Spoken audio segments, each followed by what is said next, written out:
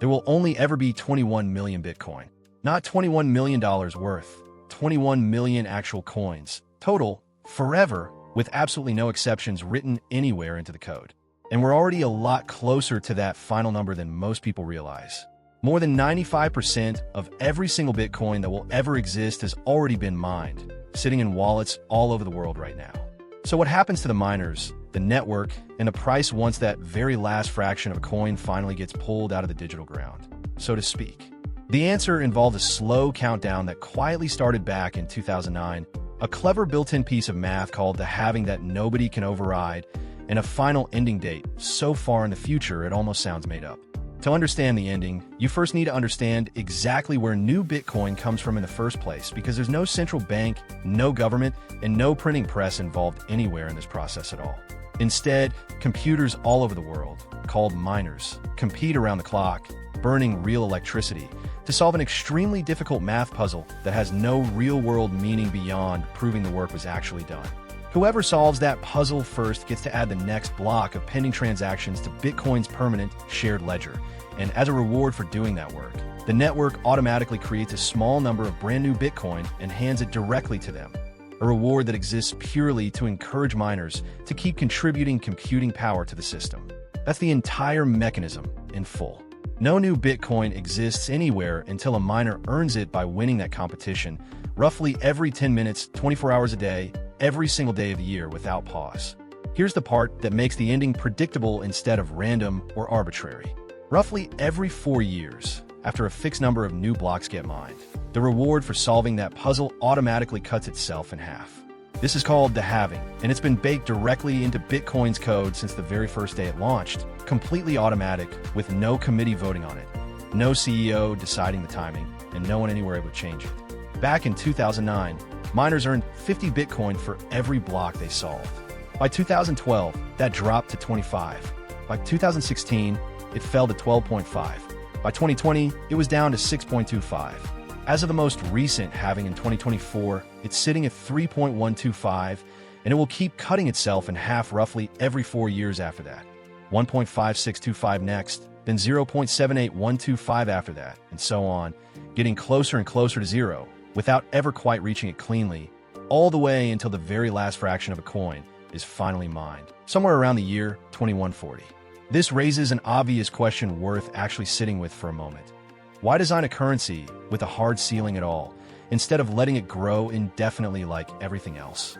The entire point was scarcity by deliberate, intentional design, baked into the very first version of the code. Regular currencies can be printed in unlimited quantities whenever a government or central bank decides circumstances call for it.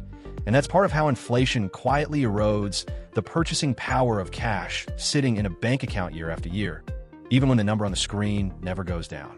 Bitcoin's creator built in a fixed, completely unchangeable cap specifically to avoid that exact problem. A currency designed to behave more like a finite physical resource, similar to gold pulled out of the ground, rather than money that can be conjured out of thin air whenever it becomes politically convenient. Whether or not that built-in scarcity actually translates in a lasting real-world value is a separate, ongoing debate, but the scarcity itself is mathematically guaranteed by the code, not just a marketing slogan repeated by enthusiasts. So what actually happens around the year 2140 once that final fraction of a Bitcoin is mined? Mining itself doesn't stop, and the network doesn't shut down or go offline. It simply changes how miners get compensated for doing the work. Once there's no new Bitcoin left to hand out as a block reward, miners earn their entire income from transaction fees instead. Small payments that anyone sending Bitcoin already voluntarily attaches to their transaction today, mostly just to get processed faster than everyone else's. Today, those fees are a relatively small slice of a miner's income compared to the block reward, which still makes up the bulk of their earnings. By 2140, fees become the entire business model from top to bottom, assuming enough people are still actively sending Bitcoin transactions by then for miners to make solving those puzzles worthwhile in the first place. Here's a twist that rarely gets mentioned in most explainer videos.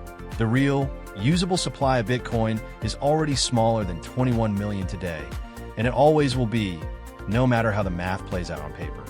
Forgotten passwords, hard drives thrown away by accident years ago, coins sent to addresses nobody can access anymore.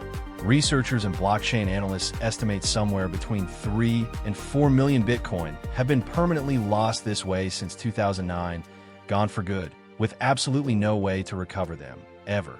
That means the coins still in active, usable circulation are meaningfully scarcer than the headline 21 million foot number suggests at first glance.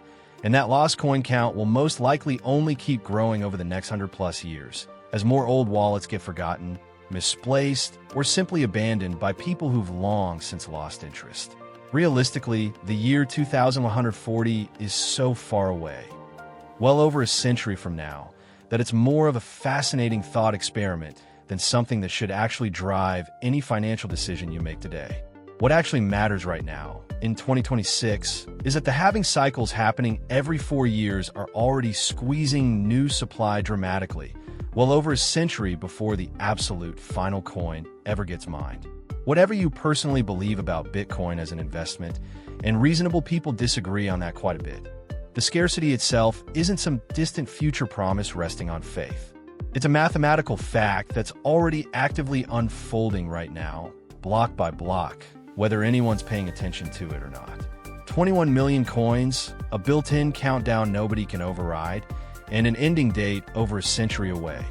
That's the entire story of what happens when the very last Bitcoin gets mined, and why so much of its value proposition comes down to a scarcity that simply can't be changed by anyone, no matter how much demand grows around it. If this made the mechanics finally click for you, subscribe. Next video, we're walking through exactly how to invest your first $100 the smart way, step by step, no matter how small you're starting. See you there.